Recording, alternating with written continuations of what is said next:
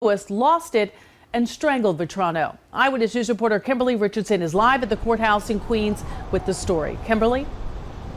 Well, Vita Lewis will be back here inside of a courtroom on February 21st when her son Chanel faces a judge. Today, she spoke out for the very first time, gave a very limited view inside her world and at her son, who she says she loves and supports.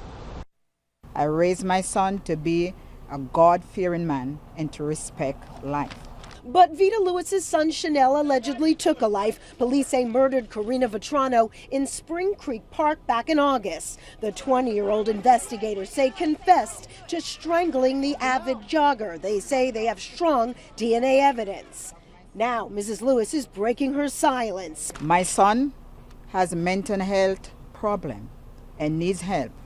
He's not a criminal and need mental resources. But when I tried to ask specifically what mental health problems the suspect is wrestling with, Mrs. Lewis, excuse me, hold on.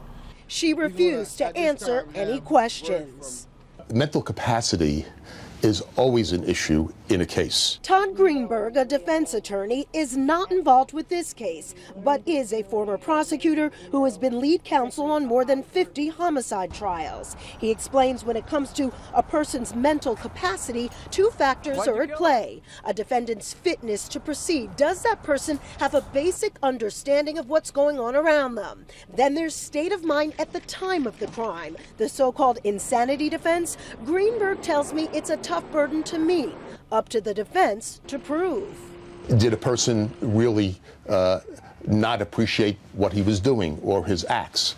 What comes into that? Well, what was he doing before? What was he doing in the murder? What did he do after? Did he try to avoid detection?